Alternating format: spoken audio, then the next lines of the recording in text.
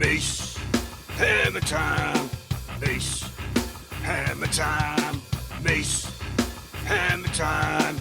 The Mace Hammertime MMA Power Hour Show. Welcome to the Mace Hammertime MMA Power Hour.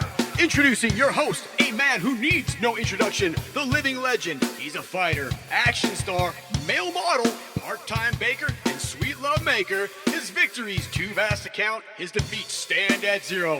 He's the one, the only, the deadliest man in the known universe, Mace Hammertime. With your co-host, expert in training, Ronnie J. And the all-knowing, all-seeing Deuce Almighty. So strap in and get ready for the greatest show in combat sports, the Mace Hammertime MMA Power Hour. What's up, everybody?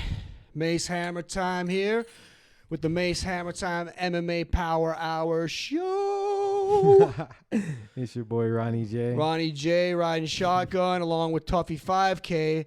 Now, unfortunately, the Almighty is not with us anymore. Just for today. Yeah. He will be back. He's on a top secret mission. Can't really talk too much about it. Doesn't really know where. We don't really know where he's at this particular time. He's in parts unknown. Parts unknown. He's doing his thing. Yeah, possibly at spring break in Cancun.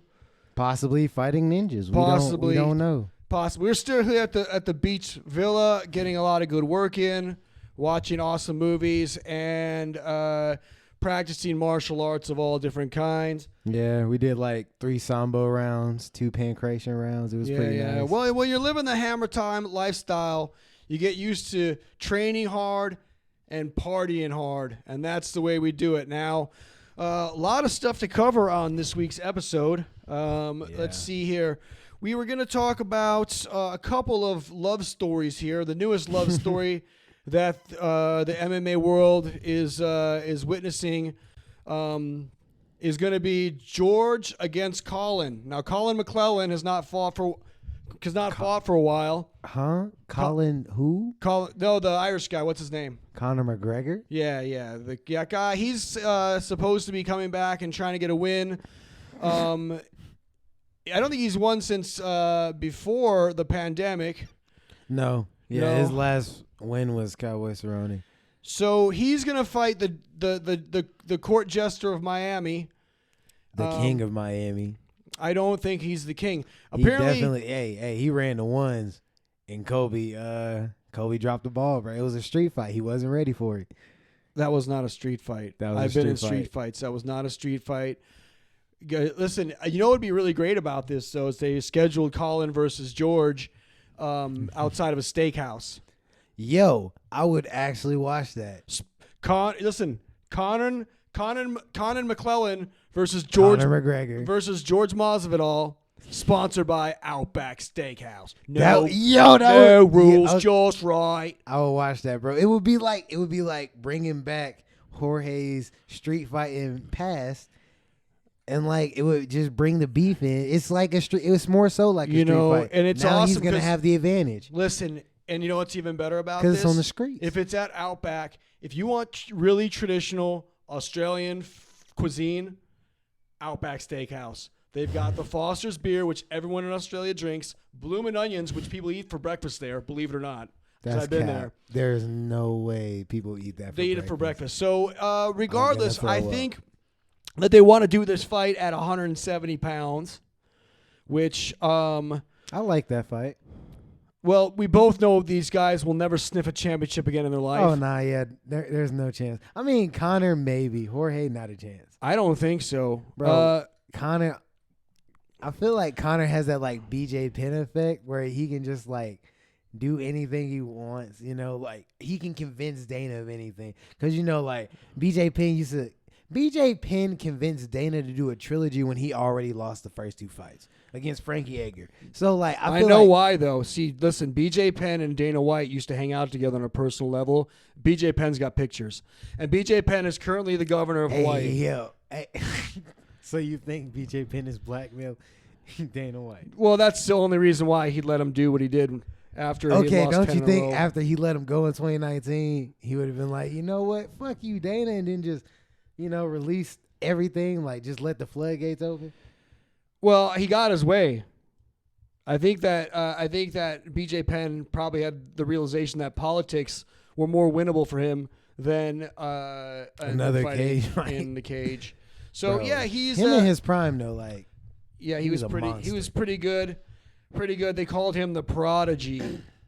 I gave him that name though because I taught him a bunch of moves. So anyway, Conor versus George. I don't know where they're going to do that or when they're going to do that. I know that Conor's leg is still healing. But those guys, both of them, this is for them for the rest of their life. They're just money fight people. And there's a few different people that Conor and George could both fight, make some money, but neither of them, I don't think either of them should even try to become champions because it's easier and more cost effective for them to take fights that people want to see. Yeah, like why would I like, I don't know, why go for a championship when like I can make more money just fighting people, fighting randoms? Like, Well, as terrible as George Masvidal is at being the king of Miami, he is the king pretty of smart Miami. about trying to find fights that will Kobe generate couldn't him handle money the rhythm. and take care of his child support payments. So as long as he can keep his name in the paper, he'll keep on wearing tacky Versace smoking jackets around like a dork. Then, I mean, whatever he's got to do to spend his stupid money, that's fine with me. But I would like to see that fight. Now, as far as how that fight goes, I don't think it works out.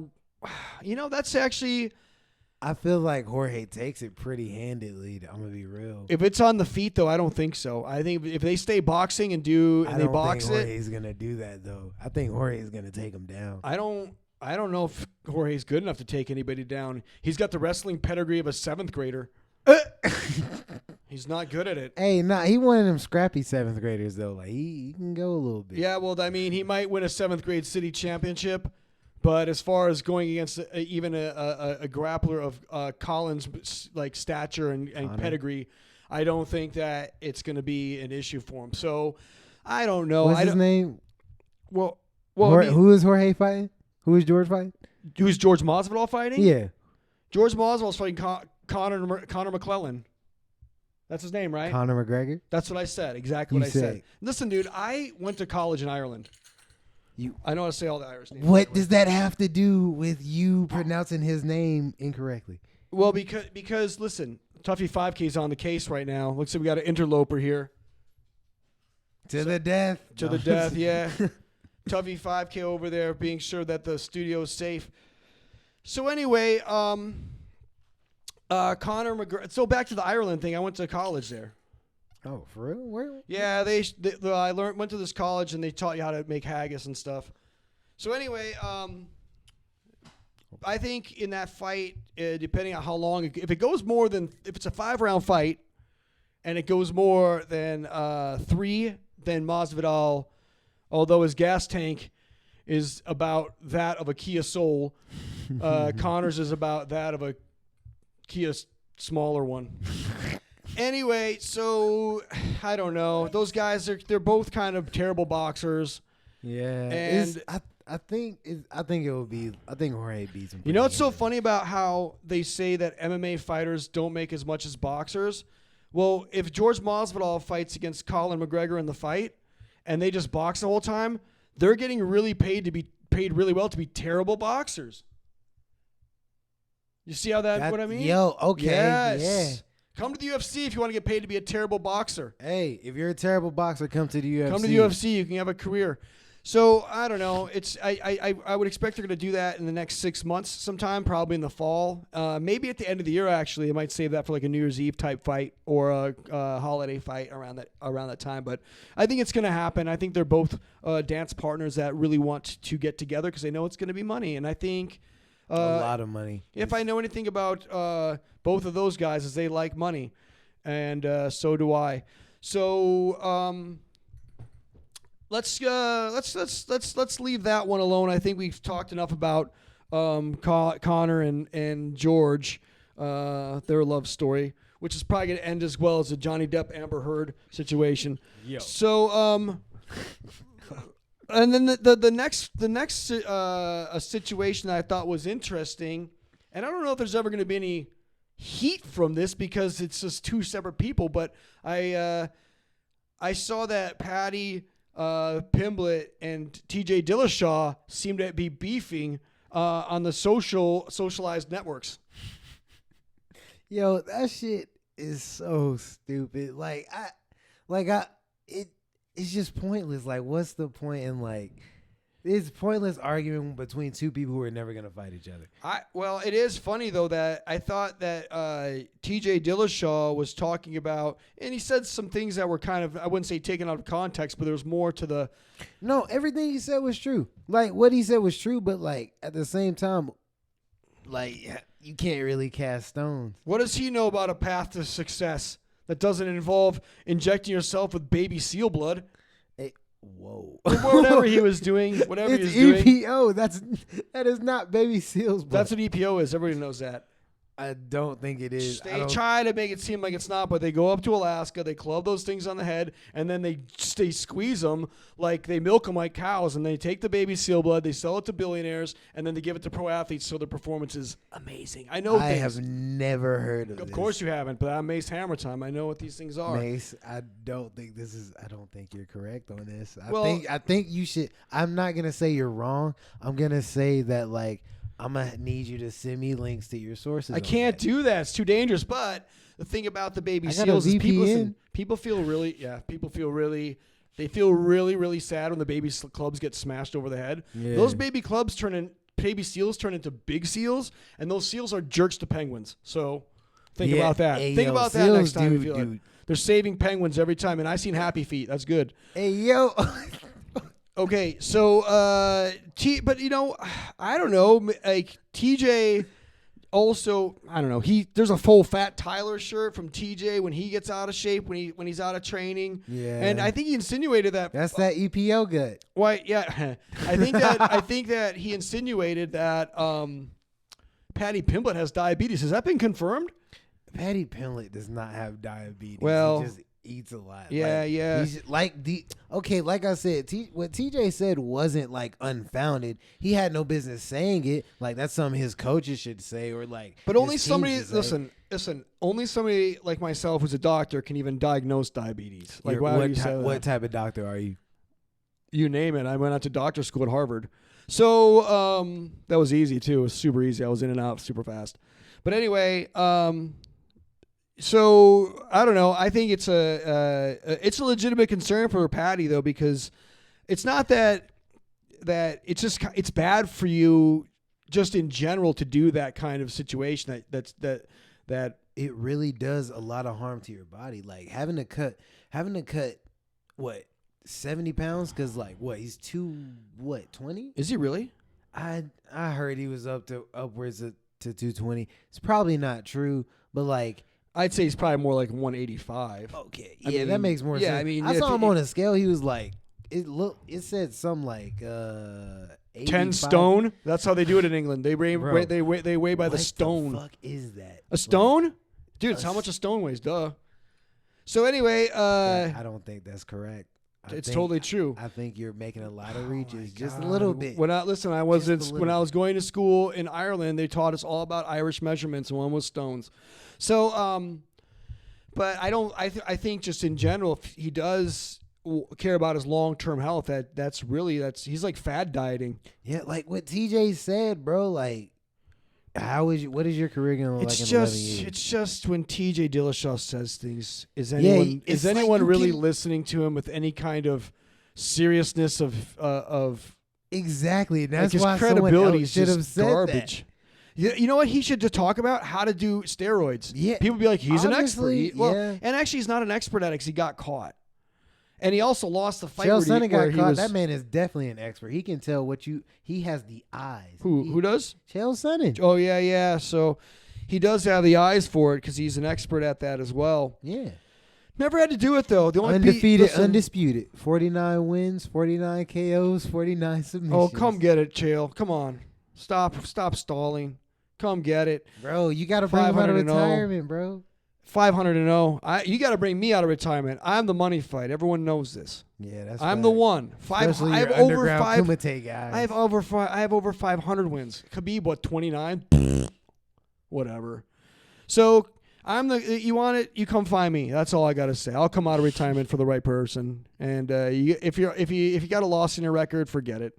P, what's up with it? Run the Anybody, ones. Sugar Sean needs it too. He can come get it. I know he's undefeated Yo, in his you and mind. Sugar, I feel like that would be an interesting fight. You and Sugar Sean. Oh, it would not be that interesting, to be honest with you. It would be a long day at the office for old Sugar Shawnee. He'd be wishing he was back on his throne on his podcast. What's your game plan for that? What would you do? Same as everyone. Hammer A time casting hook. Hammer time hook, baby. A casting hook. It's different. You don't even know what I'm talking about. Yador. Okay, so Emelianenko. Look him up. what's her name?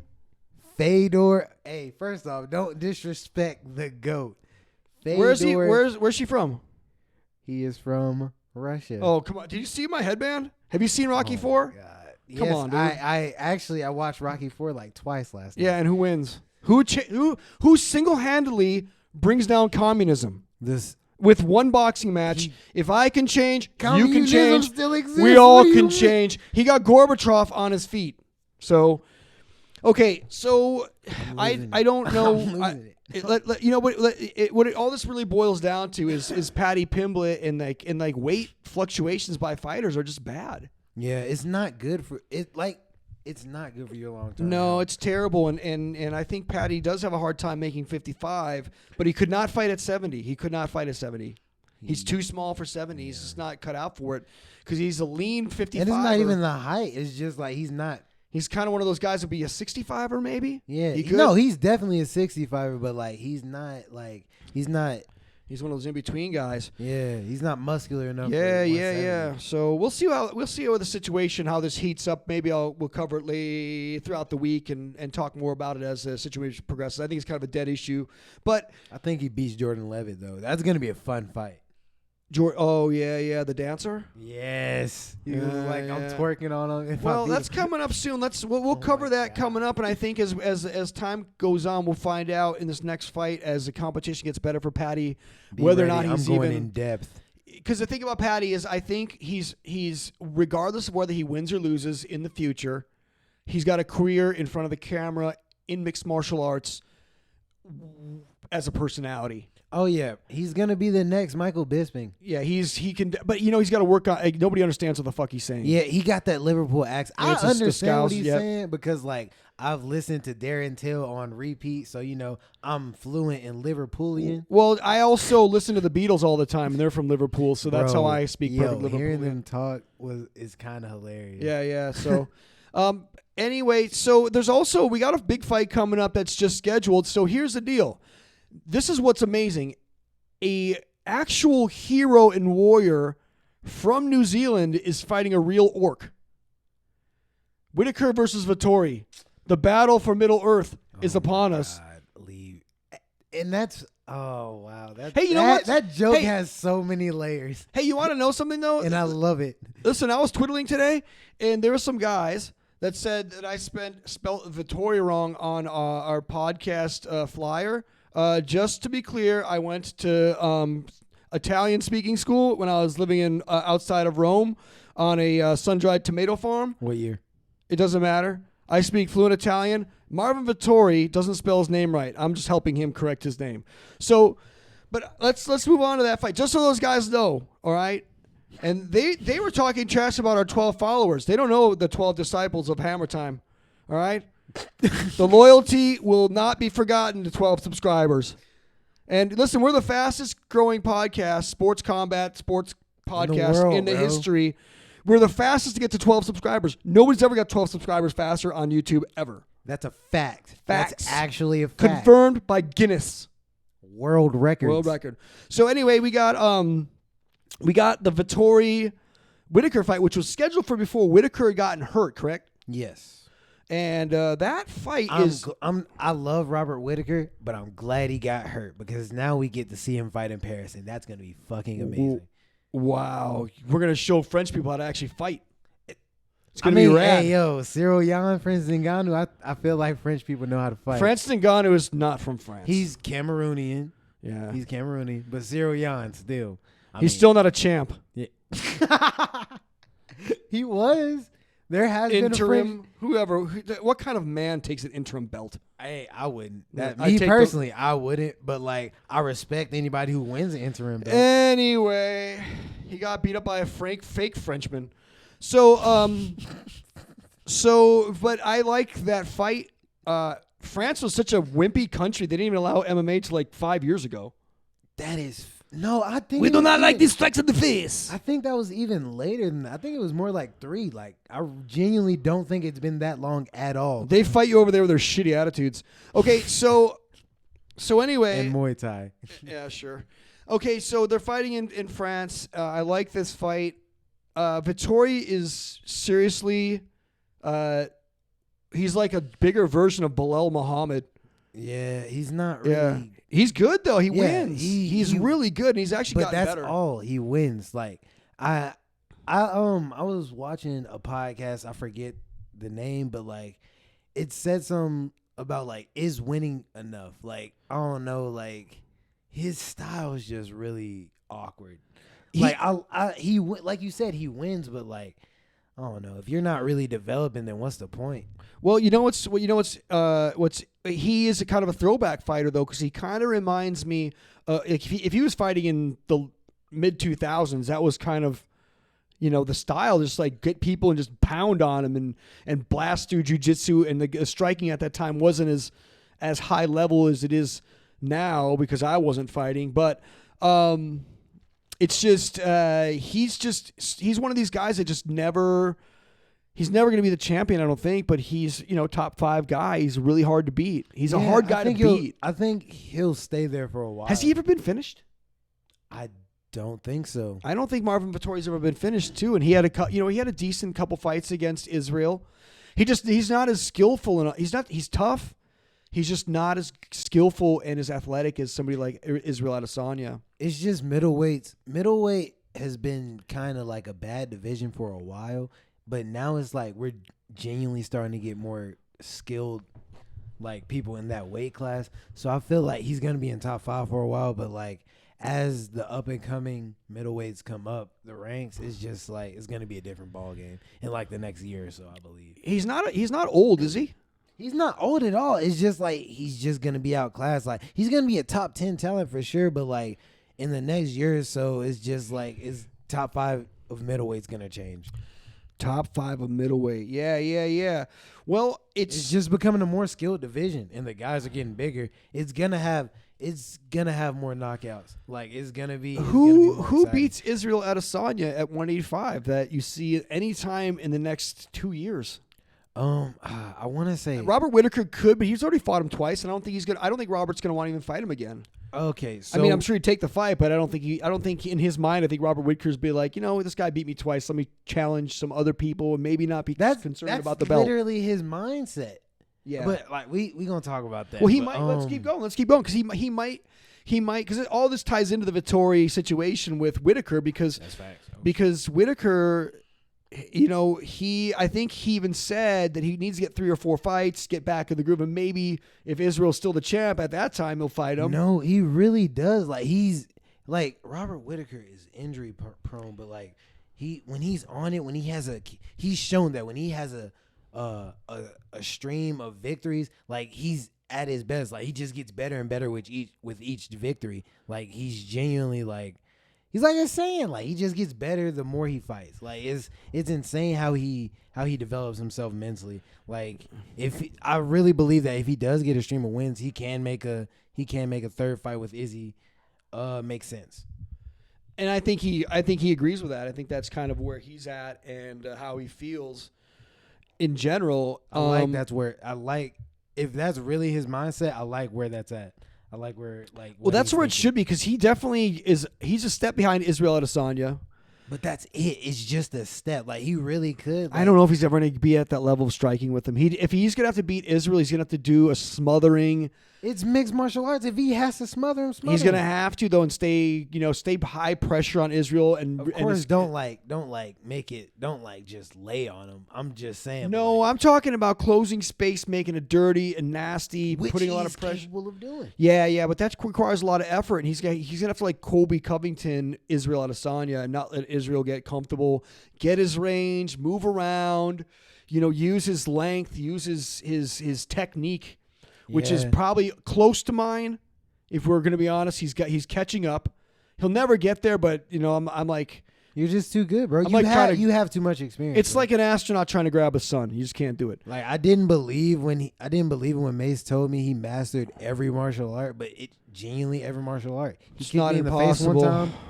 I felt like 5 different fighting styles. It's not impossible, but it was insane. Yeah. But when you're born with it, and then the genetics, it's something to behold. But a lot of time spent in solitary thought and up on the top of mountains drinking tea and shit.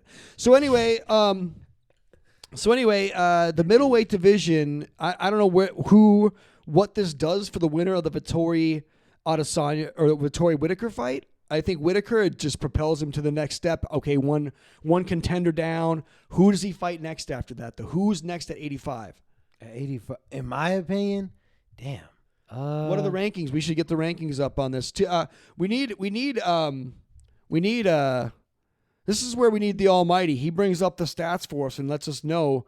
But let's see if we get some power rankings here and see what 185 is. So we got Adesanya, Marvin Vettori, and then Robert Whitaker, I think, are the top 3. Is Kelvin Gastelum still in there? I think I'm pretty. No. So now we got the pound for pound. Let's see here. Lightweight, welterweight. Okay, middleweight. Now, middleweight, we got Israel Adesanya at number 1. Robert Whitaker, number 2. Yeah. Jared Cannonier at 3, who is fighting. Who's he fighting next, though? Jared Cannonier, he's fighting Israel Adesanya. And yeah. I think Israel Adesanya beats him up pretty badly. Nah, Jared Cannonier is going to pull it out. I'm. Did you all hear that? I am chilling with the killer gorilla. Our 12 subscribers, did you hear that? Israel Adesanya recognizes Jared Cannonier as a threat, and I respect Israel Adesanya's opinion, and I love Jared Cannonier. He's being very nice. He's going to beat up Jared Cannonier very, very handily, I think. There's Jared Cannonier, the killer gorilla, is going to rock the world. Bro. How though? How does he beat him? He's going to knock him out. He's going to do what Jan couldn't do. That's definitely possible, but Jan was also at 205, don't forget. Yeah, I feel like I really want to see a rematch between Jan and Izzy, because that's a really compelling matchup, in my opinion. Like, the first time they fought, I genuinely did not know who was going to win that, and people thought I was crazy for that. And we see what happened. Okay, well, I mean, I'm not saying it's out of the realm of possibilities, okay? But I get what you said. Israel's so good, yeah. I definitely see Jared getting Do you think Jared Cannonier is somebody who's going to hang on to the belt for a long time? I mean, definitely. Yeah, not. I mean, I can name 3 people who would dethrone him. Israel beats him 9 times out of 10. Yeah, and Cannonier could beat him. This is going to be that one. That one time, I don't know. He's going to be a champion. I don't know. And he's going to lose the belt, and it's okay, and I'm cool with that. All right, well, we'll see what happens. Hammer time is never wrong. So, but Marvin Vettori is number 4, okay. But then, and which is probably a ranking that's his for him. placement. That's a good placement. Then we got the nurse blaster Paulo Costa. Bro, that shit's wild. We gonna talk about.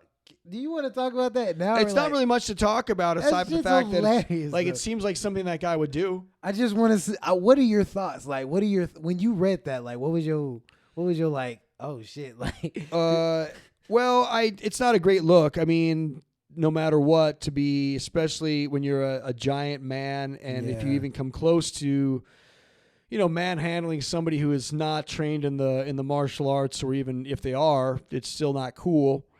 He just seems like somebody who is probably not going to be in fighting much longer. Yeah,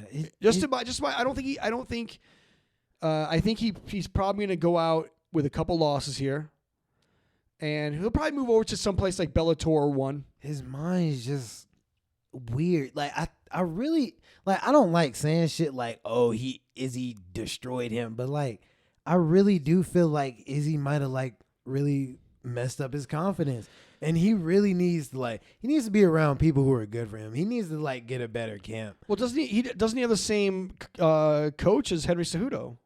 No, I don't think so. I think he's That like, weird guy, that Eric he's coached guy? by Waleed Ishmael. Oh Like, yeah, and his brother. oh yeah. The spokesperson who treats Davidson Figueiredo like a puppet. Yeah, He like talks for him. That he's guy? basically like the Brazilian Ali Abdelaziz. Okay, yeah, I know that guy. So I don't know. Paulo Costa, he's got to get back into the octagon for me to see where he's actually at. We'll learn a lot from his next fight, but I don't know if he's got a fight against Luke Rockhold, and He's probably gonna knock him out. Like if he comes ready, he's gonna knock him out. This is going to be one time where Luke Rockhold has got an overwhelming amount of support for him in a fight. That's true. People, and listen, Luke Rockhold is a champion of the world for socially awkward people. That's fact. He's the greatest That is a spokesperson for the fact. socially awkward. That man, Good yo, looking, check. World class athlete, check. Can speak well in public. Absolutely not. Absolutely not. So he is quite an anomaly when it comes down to those type of things. So Luke Rockhold versus Paulo Costa's schedule. I forgot they pushed the date back because of Costa. I think he is either going to be in jail or he had an injury or something stupid like that. So he's out of there. So Paulo Costa's 4. Derek Brunson, who's kind of going on a nice run here, is climbing. He was going on a nice run. That's true. Yeah, he was going. I He forgot. got his fucking face. Oh, I forgot about that. Yeah, he got that shit was crazy. I was going for Jared Cannonier in that fight. And everybody was That's talking right. shit. So the Derek Brunson might be a champion one day is over. He's done. He'll never be a champion in the Line UFC. bumps in. I'm just playing. Yeah. Then we move on to everyone's favorite tactful human being, Sean Strickland. Someone who has a real wordsmith, a very silver tongue. He is literally the most well-spoken athlete I've ever come across. He's the kind of guy I would love to have date my sister. I have spent that be great? hours Oh, upon hours listening to that man speak. just the kind of guy I'd love to be stuck with on a deserted island. Incredibly complex individual. So when he's at number 6 and he's fighting, who's he fighting next? Alex Pajea. I think he's crazy enough to pull that dub. Like I love an underdog. I think he's crazy enough to pull that dub. They put Pereira guy's not even ranked. I know he's a great kickboxer. He's but an amazing kickboxer. we'll see. We'll see. That's an interesting matchup because he's not a good mixed martial artist. yeah, we'll find out. Listen, Sean Strickland is a great mixed martial artist. That's what I'm saying. That's why it's gonna be cool. I don't think he's gonna beat him. Like You got Jack Hermanson, who is incredibly boring, at number 7. Hey, that man had he's an exciting wrestler. Like Nobody's exciting from Denmark. but listen, like he's actually like if you watch his wrestling footage and like his jiu-jitsu stuff, he's a really exciting grappler. Is he from Like, Denmark? Is that where he's from? I think so. Yeah, like people from Denmark are as exciting as like melted cheese. It's just weird. He has the capacity to be exciting, but he's just not. Like he's like, all right, I'm gonna just shut down all my dynamic grappling real quick. Well, then we got everyone's favorite best buddy, Darren Till.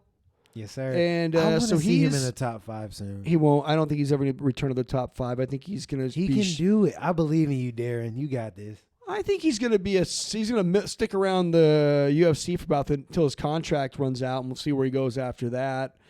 Who's he scheduled to fight next?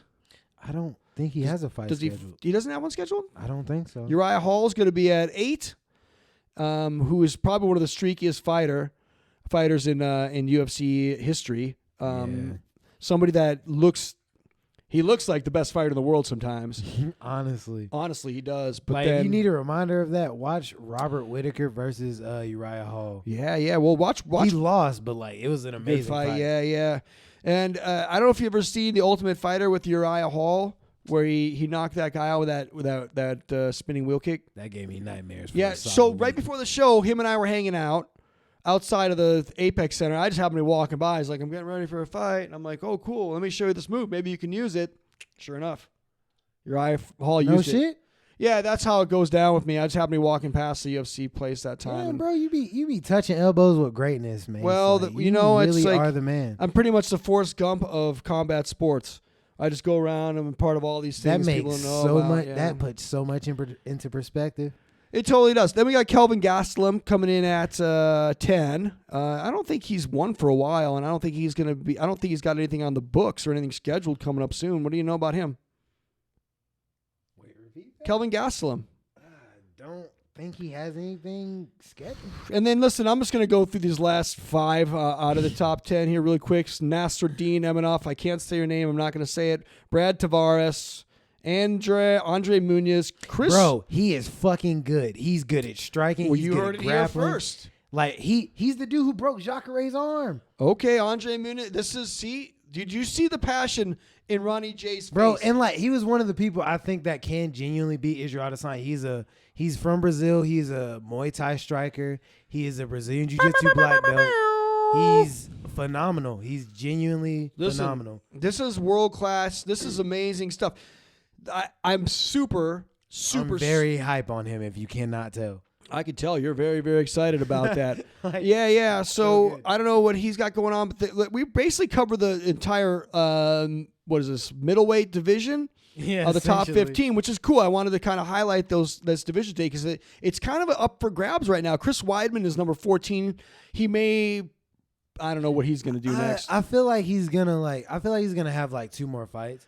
Like I think he has 2 more fights in him. Like a little bit lower level, you know, and then he just drifts off into the sunset. Cause I don't want to see him get hurt. Like I've enjoyed watching his career. Like he won a belt off of one of the greatest middleweights. And also, he's also been training with Wonder Boy, and everyone knows that Wonder Boy is basically the Jesus of combat sports. True. And like he just put some of that Wonder Boy Holy Spirit on him, and Weidman will be kicking some ass again.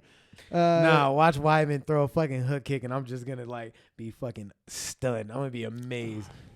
Well, I mean, it might happen. Edmund Shabazian is rounding out the top 15 of the middleweight division. So, like I said, it's pretty he much needs to change camps. He trains with. But seriously, look at what we have here. I think middleweight, aside genuinely up for grabs. Yeah, and aside from I'd say flyweight for the men, is the most open up for grabs division that's available at this particular time. That's just my opinion. Now, light heavyweight, kind of in a similar transition as well. We're seeing a big change, I think, in MMA where we're starting to get these guys who were new 4 years ago. But now they're like Now starting they're to get 4 or into 5 their years prime. in. They've got 5-6 fights in, and you're starting to see them become.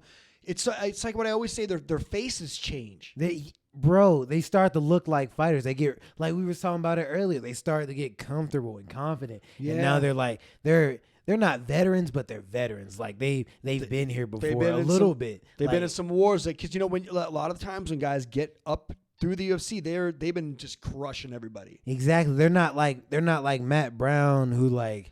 You know, he came off the Ultimate Fighter and was crushing dudes. Yeah. Like, they're not battle worn, but they do have experience. Like, they're ready and willing to fight, and the motherfuckers are more skilled now. Yeah, it's a different thing. So that once you get up there, and then you see a lot of the women, they show up, their faces look great, and then they start looking like an old catcher's mitt after a few years, and it's just part of the job. But that's like what we're seeing now is, some of these guys that were just cutting their teeth, I'd say at the pinnacle of McClellan mania, McGregor mania, was it 2016? It was 2015. But then in the next couple years after that, you saw this real surge. Yeah, And everybody was like, "He's the GOAT." And also everybody's like, "I'm gonna be an MMA fighter." That's fact. I mean, how many people do you think? How many athletes and individuals who never even considered the idea that you can make a lot of money in mixed martial arts have seen Conor McGregor do that and have now decided, hey, you know what? I can actually make money in combat sports. I mean, I made a fortune, but I'm a rare breed fighting in underground fights you guys don't know about, billionaires, diamonds. It's just a whole different thing you guys don't know about. When you hear how many UFC fighters coming up have like talked about seeing Conor McGregor knock out Eddie Alvarez, knock out Jose Aldo. It's the list stacks up, like especially in the amateur ranks. It stacks up. Like genuinely, thousands of fighters have like been inspired by Conor McGregor. Yeah, and he's had probably some of the, you know, if you look back at when he was actually good, he's got some iconic moments within the sport that are, you know, similar to some of the biggest, you know, moments in other sports. I did freak out like when he put his hands behind his back and started like dodging Eddie Alvarez's punches. That performance, that performance he had at Madison Square Garden. I was there. I was front row. I was there. I was front row. I could see the sweat pouring. I mean, I get tickets like that because of Mace Hammertime. So Did you teach him that too? I'm sorry? Did you teach him that too? That dodging method? Well, you know, the thing about that is I'd worked with Colin before. He DM'd me one time, and I sent him a couple things over Zoom and Skype. And I think you could obviously see that it wore off on him and showed up because there was definitely some influence. I've seen you move like that a couple times. Yeah. Well, that was a masterclass performance, though, of all performances, and something that, you know, when you use things like visualization and when you have this plan for your life and it actually comes true, like it has for me and has for him. Yeah. It's pretty cool to see. But that was, you know, how many kids saw that? How many young people saw that? And you know, love him or hate him, he definitely is probably the second most influential person in combat sports, second only to me. So yeah, like I remember seeing some of your old Kumite fights after. Yeah. Well, it's you finally basically wanted to verify it. You know, it's basically me, Colin McGregor, Count Dante, Hulk Hogan, Arnold Schwarzenegger, Anderson Silva, and then where's Bruce Lee on that list? Come on, don't disrespect the GOAT. What do you? That guy's never even. He's an actor. What are you talking about? Bruce Lee is the GOAT. Bruce Lee versus Max Holloway right now. I'm telling you, Bruce Lee kicks his head off. Bruce Lee's like 100 pounds. He's like a child. Would kick anyone's ass. Other than you, of course. You 500 and 0. I'm gonna respect that. You know what? You know the thing about Bruce Lee is it's probably the best that he died because he would have got his ass kicked so many times he'd have lost his entire brand. Nah. Yeah, right. Bruce Lee's the GOAT. Bruce Leroy, maybe. He's the GOAT as well. He is Bruce Leroy against the Shogun of Harlem. That's the one. If you ain't seen that fight, look it up. Yeah. I choreographed that movie for Barry Gordy. I know some people from Motown, so if you haven't seen Barry Gordy, seen Barry Gordy's The Last Dragon, starring my ex-girlfriend Vanity, then I don't know. It's a great story about basically a ninja in Brooklyn who saves a pop star from an evil arcade owner because he won't play a video. Okay, so that is actually the most. That is the most like I don't know how to describe it, but like you didn't put any extra in that. That was a very direct. That's how it goes. Yeah, that was very direct. I like that. Yeah. Oh, so anyway, it's a great film. If you haven't seen it, I highly recommend it. It's one of Hammertime's hits. But okay, so here we go. We're going to be talking about this fight card coming up. And where do we start here? So I know that Felice Herring's on the undercard. As always. Preliminary. She's the queen of the undercard. Now, that's probably the most interesting fight on the undercard. Joe Selecki is fighting. I've seen him fight before. Johnny Munoz. He's got a bantamweight fight. There's some decent fights with some guys with some good records. Yeah, really not bad at all. Like, a lot of people probably just making their debuts or whatever, but so the main preliminary headline fight is Felice Herring, who's bordering on a 500 record at this point.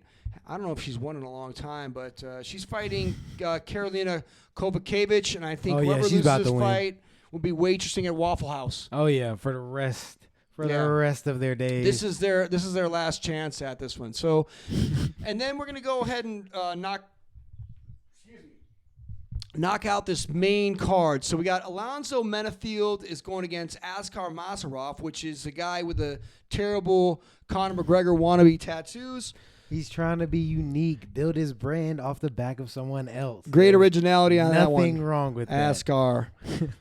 Askar Masarov. So then we that's at light heavyweight. Not a lot of implications in that. I think it's more for Alonzo Menafield to get a win. Because Askar Masarov is about 19-12. This guy is just kind of somebody you try out in the UFC, beat up, and then move on. I don't think he's got a chance against Menafield in this one, but you never know. I've heard Alonzo Menafield is like pretty like skilled too. Like he's fairly good at what he does. Yeah. Well, we'll get a good glimpse at that as the first fight on Saturday. These fights are in the afternoon also. Oh, that's gonna be so nice. Yeah. And then they got a flyweight fight. These little guys. Normally I take 2 on at once, which is always fun. Odie Osborne, because they're about as small as my leg. They're little guys. Odie Osborne is tall. What's tall for a flyweight though? 5'6"? 5'7". 5'7"? 5'7", 5'8". He's the Jamaican sensation, ready for the beach man. He's ready. He'd be God. This is we'd love to hang out with Odie. Come hang out with us at the beach house, bro. the villa. Bro, we do some training, some Thai pads. Training, mojitos, burritos. We got it all over here. This is the way we roll. The Hammer Time life. Who wants it? Okay, and he's fighting against some guy who's 4-3 who's going to lose. But you can never knock these guys out who aren't from America. This Zaruku, he's probably from a place that's really hard to live it. So 4-3, you never know with these guys. Now we got another Silva fighting because apparently they own the UFC and they'll let any of their brothers or sisters fight in it. Probably from Brazil, my guess is. Don't know much about her or Poliana Botello. I wonder where they're from. Then over at featherweight, we got Mike Trezano, 10-2, going against Lucas Almeida. Another Brazilian, another basic Brazilian name, Almeida. That's like the Anderson of Brazil. Then we got Mosvar Evloev. Oh, Evloev, he's very good. Is he going to beat up Dan Ige? Is Dan Ige turning into a testing ground for undefeated fighters? Yes, but I don't think that he's like, I don't think it's going to be easy. You think Danny, dude, this is my axe. Hell yeah. Yeah, I'm in a band. I don't know if you heard the theme song, but that's pretty much me. I'm in a band by myself, though I can't really work with anybody else because nobody's as good as me at playing instruments, so I got to play all the instruments at once. Do you play all the instruments at once? So yeah, I don't know if you ever heard. There's this band. There's a guy. His name is Eddie, and he was in this band. He actually passed away, but he's in a pretty. RP. Well, you may have heard of the band. I taught him how to play, but his name is Eddie. Goes by the name Van Halen. So I pretty much showed him how to play the guitar. Anyway, so just wanted to let everybody know that. Dan Ige is fighting Mosvar. What's Mosvar known for? Just smashing? He's pretty well rounded. He's a master of sport in Greco-Roman wrestling. Oh, yeah, that's what they So Dude, that's what they say in Russia, master of sport. What does it even mean? It means you're a black belt. Yeah, but also there's 12-year-old black belts in the United States and Taekwondo dojo. It's not the same. It means whatever. that you actually competed and that you got so many wins that they're like, you know what? You're a master of this sport. I don't believe in belts. It's an international. I don't even wear them to hold my pants. I wear athletic gear. Okay, so let's see here. Now the main event. This is a pretty interesting fight. We've got Jairzinho Rosenstrike, who is a kickboxer, 12-3, and he's fighting Alexander Volkov, who has got some miles, 34-10. Now that is a large man. No contest. No contest. I think about a guy like Volkov, because I fought big Russians before. You got to take him. You got to chop him down like a giant sequoia. Yeah, from I think the bottom. leg kicks are gonna be like a big part of Jairzinho's strategy. And Alexander Volkov said he's a much better striker. I can't say that that's true. He's a good striker. He's a good MMA striker. But I think Jairzinho's gonna batter his legs really bad. Yeah, I mean everyone likes the heavyweights, unless they go to a decision. Nobody likes them then. Yeah, don't. What a waste of time. Decision, but what a waste. Nobody wants to see. He kind of inconsistent with that sort of thing. Well, I think he better bring now. This is probably they usually make the main event 5 rounds, correct? Yes. I think we'll see a knockout in this fight. I think somebody's going to get stopped. We're going to see someone's some gonna get damage tired and get crushed. Someone's going to get tired and get crushed. So overall, it is an afternoon card, which is really nice.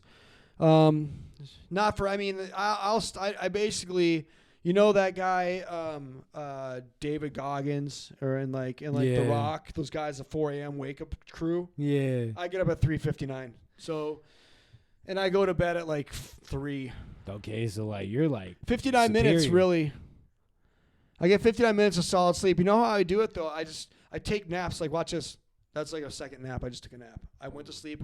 That's how you maximize your day, though. Jocko Willing sleeps on it. Takes 10-minute naps on his back, like with his legs up. Oh yeah, Jocko. That's all I hear about. Feels is Jocko. like he gets like 6 hours of sleep in like 10 minutes. No, he's a pretty tough guy. You want to see my Jocko impersonation? Go ahead. Repeat. Deny. Exercise. Maximize. Fantasize. Numchuckify. No, what? Seize the day.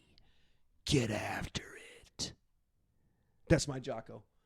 It's eerie. It's exactly like That him. is eerie. It's eerie. Yeah, well, I'm pretty much a voice actor as well in my off time.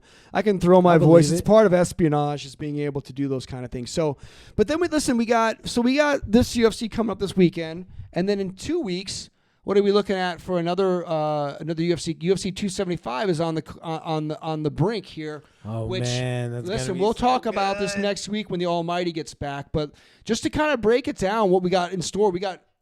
Oh, you know what? We're such morons. We're talking about Vittori. Oh yeah, that is canceled. That's canceled off this one. So that's moved. That's why we're talking about it. Vittori is canceled off this one, which is unfortunate. Very unfortunate. But we got a welterweight fight with Jack Della Madonna, Jack Della Maddalena, good name. Ramazov, Emev. I don't know about that one. Manel Kape, Rogerio Manel Cape. He was a rising champion. He's a beast. Right. He actually flyweight though. A little he guy, knocked too, out huh? Ode Osborne.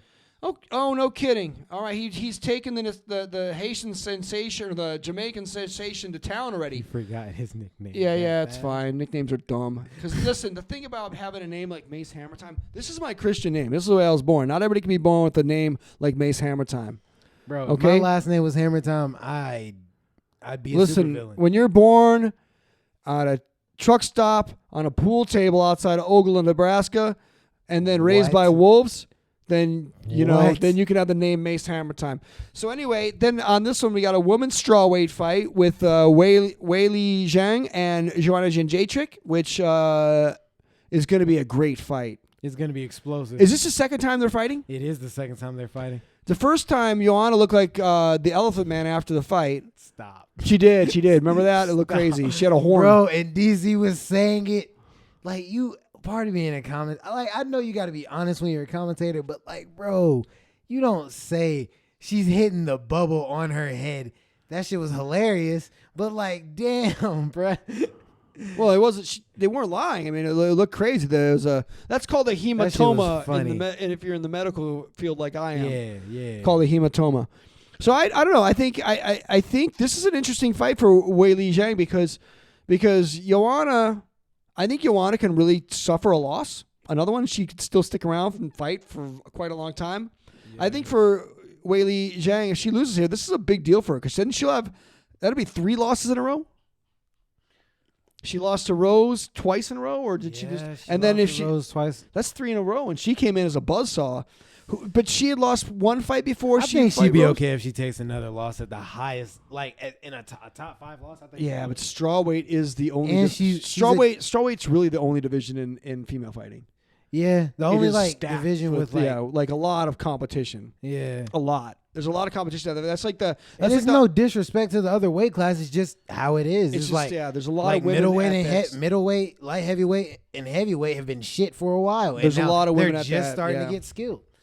Oh, then we got moving up though. So I think, boy, who do you got in that fight?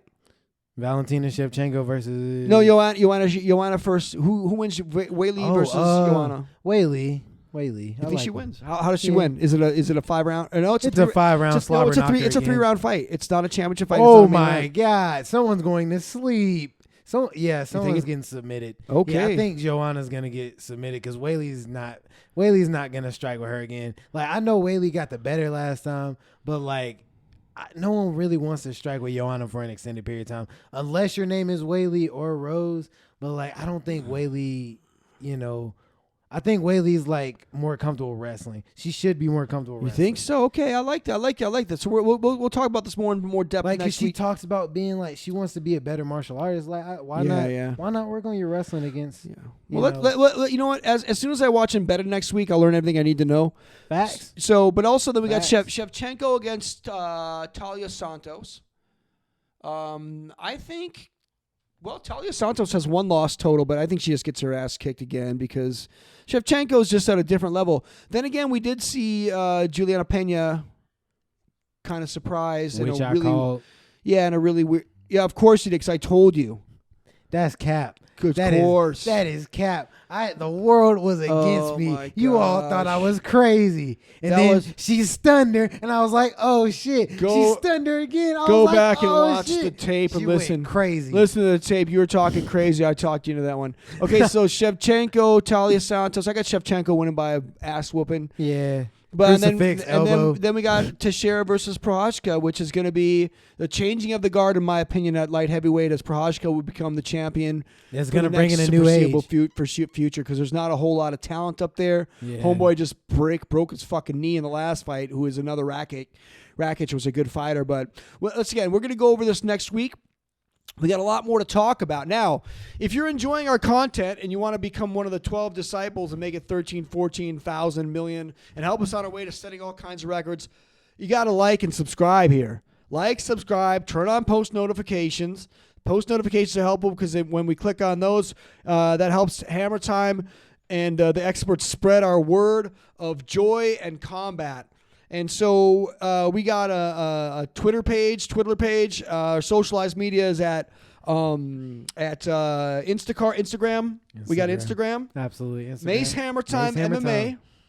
And then Mace Hammertime on Twitter, because you can only use a certain amount of. Well, I guess you can only use a certain amount of letters on a Twitter, right? They don't play with that. Why do they control you on tweetling like that? It's so weird. Anyway, so I'm on there. Mace Hammertime's on there. Pay attention. We got tickets for my upcoming fight with Khabib that are going on sale coming up soon, so don't miss out on those. Bro, we haven't talked about that fight yet. How are you feeling about that? He's got to sign the contract. Sign the contract. Khabib, where you at? Sign the contract. So Big listen, Nuggets, please. where you at? No, please, like. Well, listen, I'm not begging you. Forget that. Like and subscribe us, because you know it's what you want to do.